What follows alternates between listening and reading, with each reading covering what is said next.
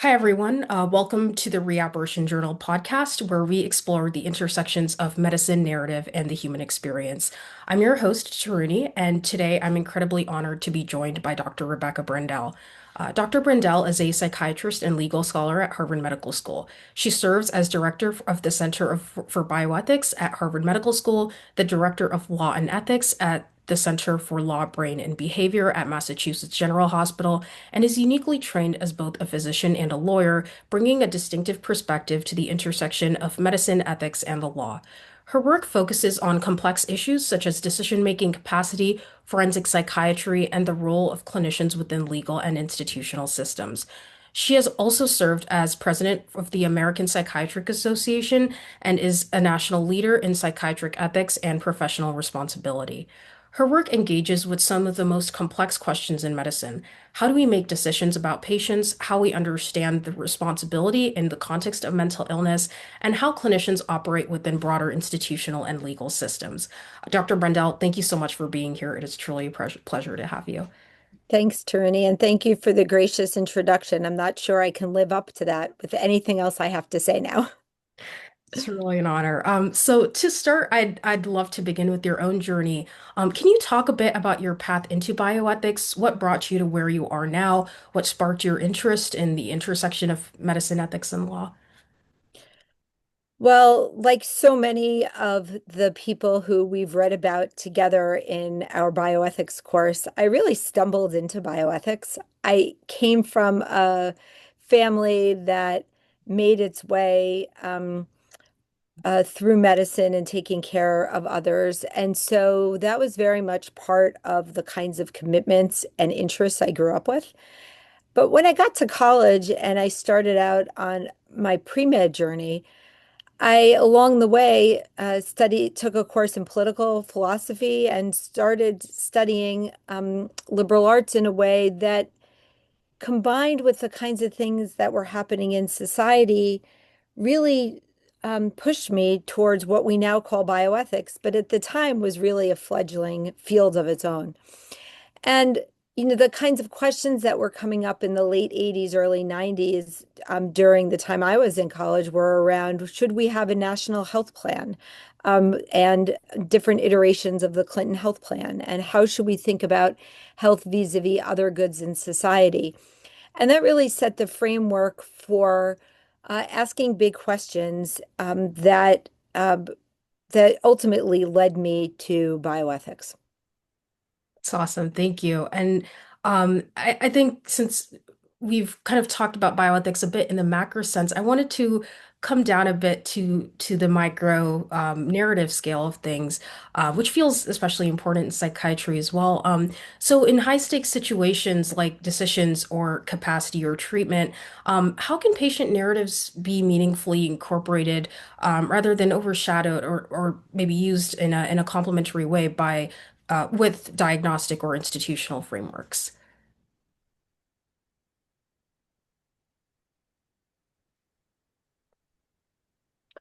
Yeah, uh, you know, when I think about bioethics, and one part of bioethics is thinking about medical ethics more broadly, I think about what really grounds everything that we do.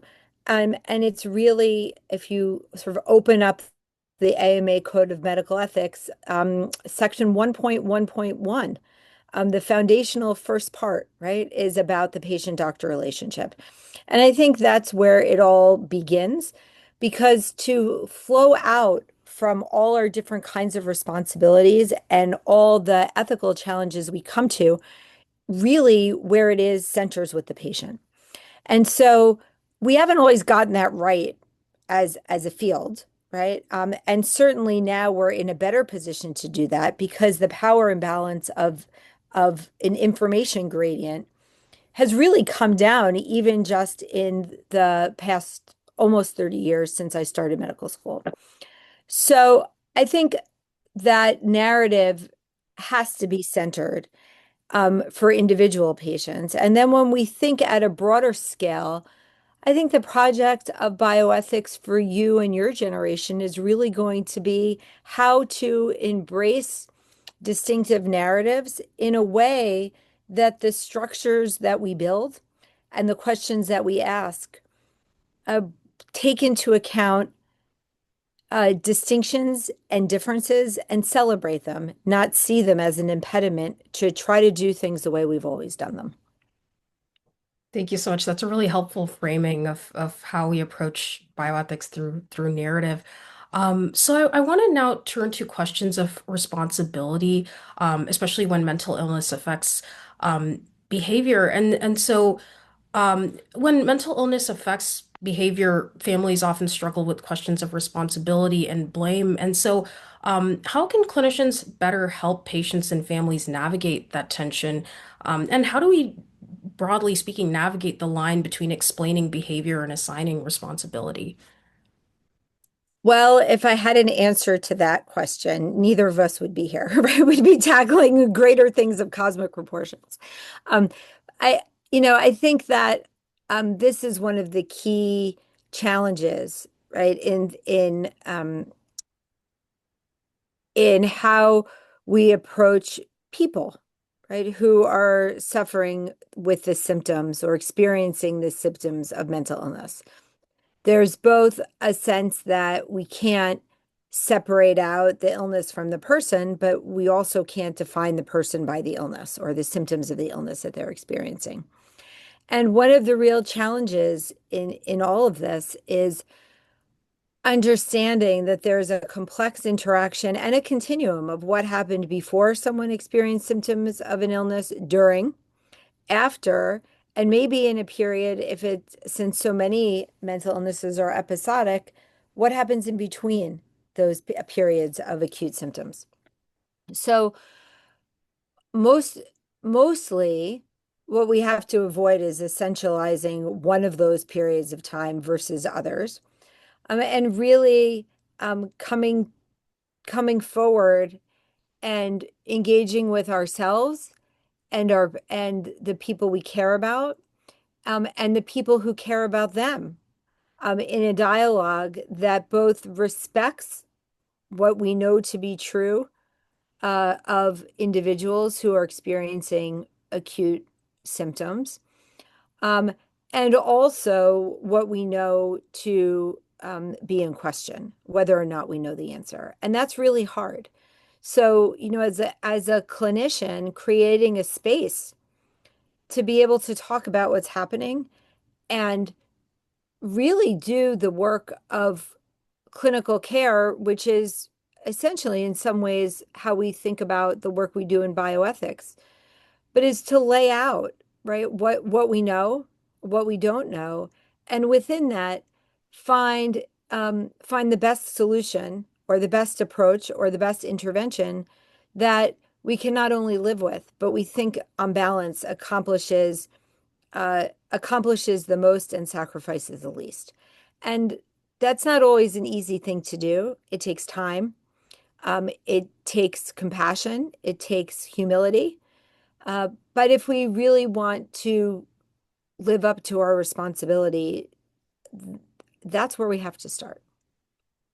Yeah, that's incredible. And I guess to go further on that train of thought, do you think there are risks in how psychiatric frameworks are used to interpret behavior, especially when those interpretations carry legal or institutional weight?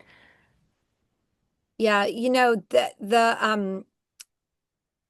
so to sort of let me take the question to sort of to a practical level to start with.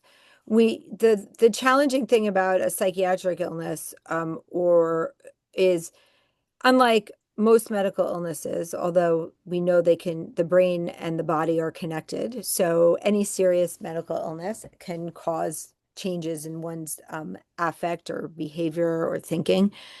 The hallmark, on the other hand, of a mental illness is that it does change our affect, our behavior, our cognition, and um, and that that and that has consequences, right? We in order to live in society with each other, set some basic expectations of where my rights end and your rights start, and how we ought to interact with each other at the most basic level, right? We ought not to create harm to other people, right? And that we can expect to be safe from the interventions of others. So when we start with that in that place, what we come to is that there's a lot of gray area around that. And what accounts for being able to control one's behavior, what accounts for the connections between our thinking and our feeling and how we act, and how we should then hold one another responsible in those moments uh, of alterations in our thinking or our behavior or our feeling, is really what makes the field of psychiatry, and in particular forensic psychiatry, so challenging and so important. Because there's not, again, one answer about what makes something right or wrong. And some people would criticize our legal system because we duel things out with different expert opinions. And um, how could it be that a field like psychiatry, a medical field, could have one person think one thing and one person think a diametrically opposite conclusion about someone's behavior? And yet, in reality, the construct often lies somewhere in between. So it's maybe not knowable, but what we're really asking ourselves to do is, all things considered, taking together the narrative of the individual's experience, the circumstances, and the sum total of all the facts. We do our best to try to figure it out and hopefully ask more questions so that we can get better at understanding the connections between our thoughts, behaviors, and feelings in a way that we can heal and close disconnects when they happen and lead to legal and other societal consequences. Yeah, so these are really difficult questions, and I really appreciate that framing, which is really helpful for me as well as I'm sure for our audience. So I'd love to step back now and think about the role of history in shaping ethical practice, particularly your work on immersive bioethics, education around the Holocaust. From what I understand, this work is not just about learning history, but about shaping how future clinicians understand their ethical responsibilities. So what motivated you to develop this kind of an immersive, historically grounded approach to bioethics education? Well, this is this is a great story, really, of what embracing one's own narrative or being aware of one's own narrative can do in informing one's work. So, as a person of Jewish descent, I wasn't really sure for a long time about how I could engage learning from the Holocaust. And um, I had the opportunity in 2015, maybe it was 2016, but about a decade ago, I had the opportunity to go to Germany for a professional meeting where my colleague Joel Dimsdale was giving a lecture about his seminal work on Nazi doctors. And he was delivering this lecture in the very courthouse where the Nuremberg trials had happened. And so I was pretty apprehensive about going to Germany in the first place, although I felt that this was quite compelling and important to do. And so I went to this meeting, I learned about it, and it really sparked my own interest to learn more and really realize that while I didn't want to be in a tourist in the spaces where um, my people had experienced genocide, I did feel that it was still important to bear witness and to find a way to give voice, and to not allow what happened to be forgotten, and maybe, just maybe, be part of making the future better.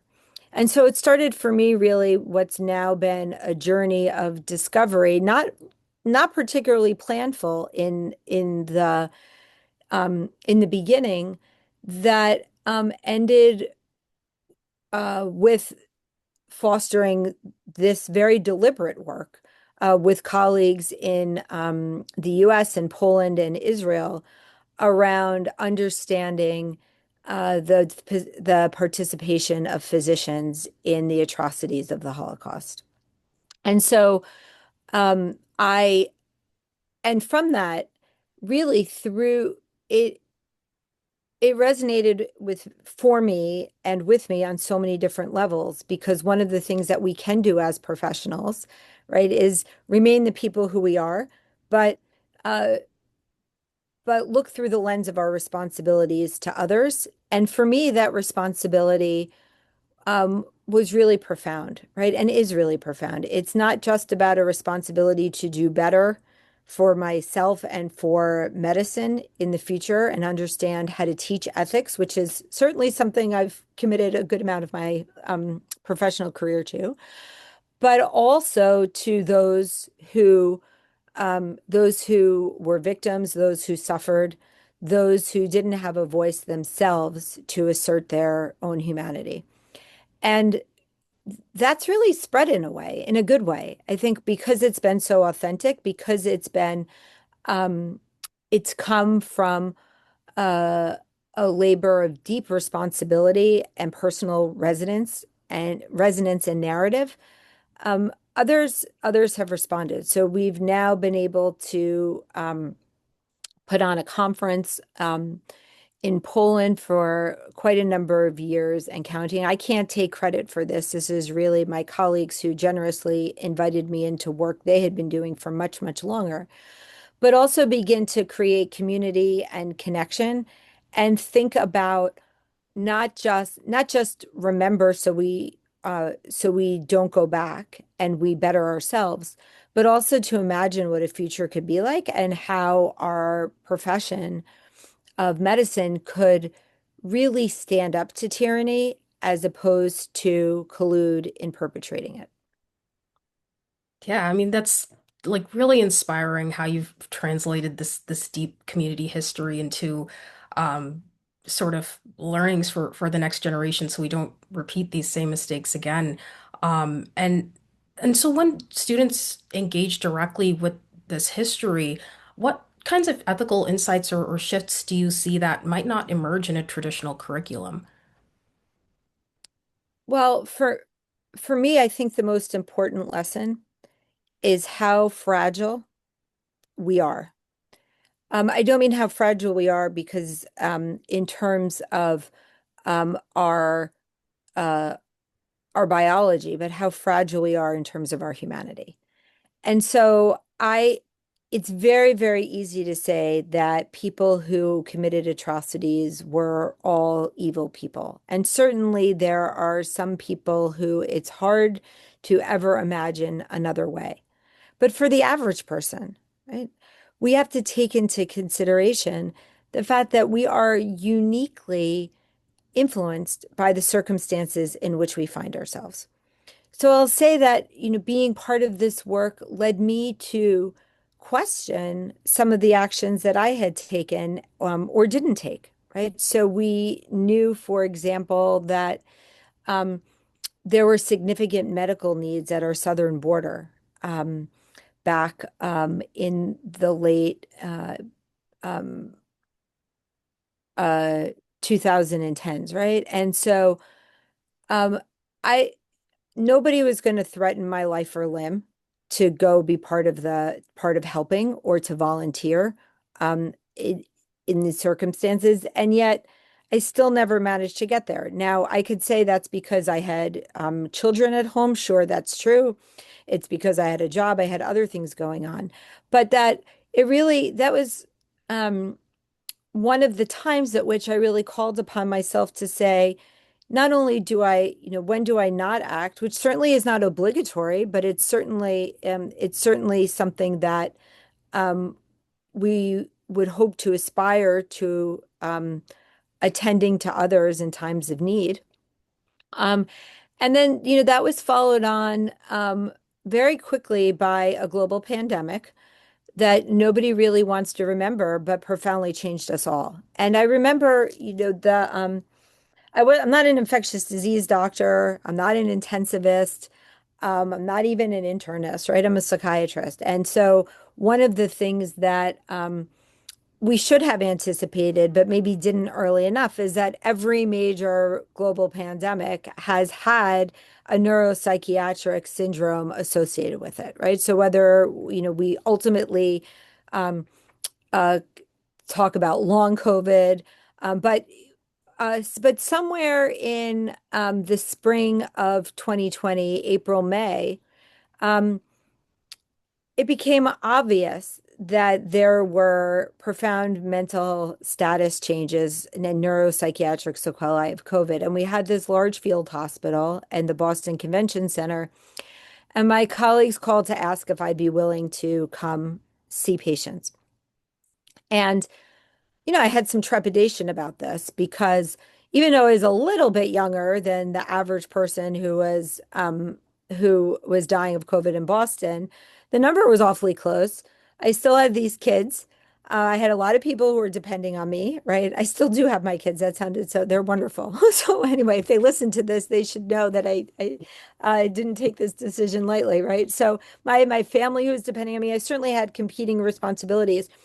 But what a privilege it was and it is to be able to care for those in need in times of crisis. And I was very, very proud to be able to do that work. Now, we had excellent, excellent care of us at the time, right? We had plenty of PPE. We had lots of support. We had we had all everything that we could need in terms of resources to take care of patients available. And for that, we were extraordinarily fortunate. Many of my colleagues rose to the occasion um, in much more challenging um, circumstances with much greater personal risk. But I remember feeling in those early months how we had come together as a society and how important it was and is, and what it means to be part of a profession with a collective individual and collective responsibility to something greater than ourselves. And then by June, everything started switching.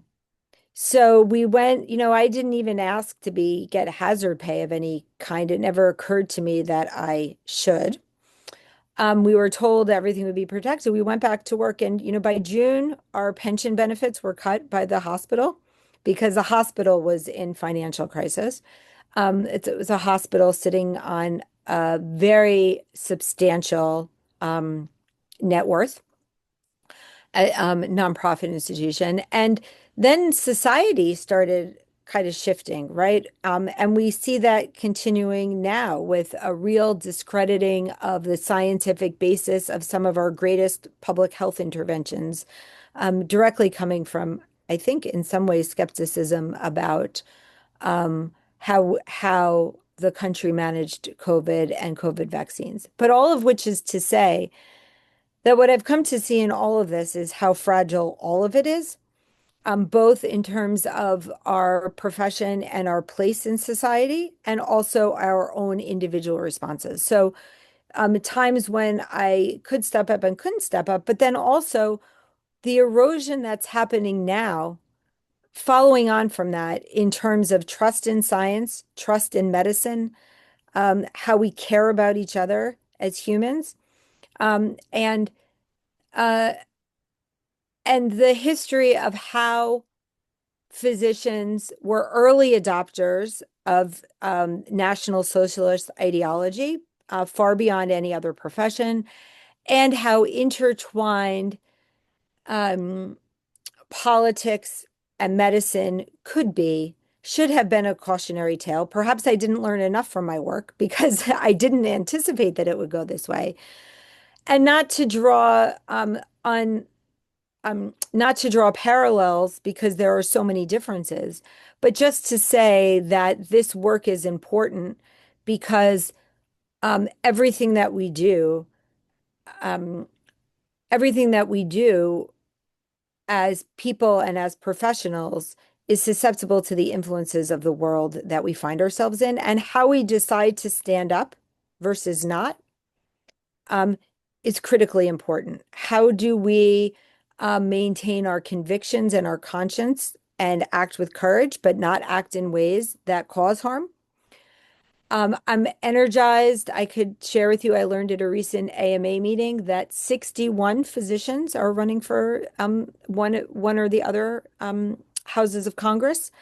And that I think that one thing we could be really, really proud of is that that we have learned and we do hold our professional commitments to the betterment of people and society very seriously. So that was a really, really long monologue. Not really a discussion or an answer to a question, but that's how kind of some of the ways that I think about how this all plays out and how it becomes important.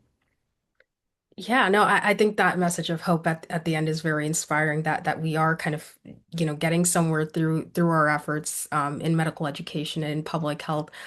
So thank you. And I think going back to this point of fragility that you mentioned earlier, that has been a common theme throughout, the history of public health catastrophes and so forth. If the goal is to ensure that this never happens again, what do you think we might still be missing in how we educate future clinicians and leaders today? And what are some of the kind of steps that we're currently taking to address that? Yeah, I think so. That's a great question. I think it's really, really important to be focused on the future, right? And there is a lot of frustration now. There's so much frustration because um, we see measles coming back, we see polio coming back, I, and we know that we were very close to if hadn't accomplished the ability to completely eradicate these illnesses, right? And yet we find ourselves in a society um, where we're having a very public debate about the rights of individuals or the entitlements of individuals vis-a-vis the public good when it requires us all to come together. And I think the message for the future is really, this very rough paraphrase of the quote on the Library of Congress, which is, that those who don't know history or don't learn from history are destined to repeat it. And I think the message of remembering and having these public dialogues and teaching the next generation to think and act with considered conviction, that's our learning from all of this. And that's what ought to give us hope for the future. And especially um, so many young, motivated, and bright people like you who believe that doing this work and engaging in this field we call bioethics is something worth giving our time and effort and energy to, and something worth pursuing towards a greater good. Dr. Brendel, thank you so much for this thoughtful and deeply meaningful conversation. It's been a true privilege to explore these questions with you. For those listening, we'll include links to Dr. Brendel's work in the episode description. But thank you so much for joining us on the Reapparition Journal podcast. We'll see you next time.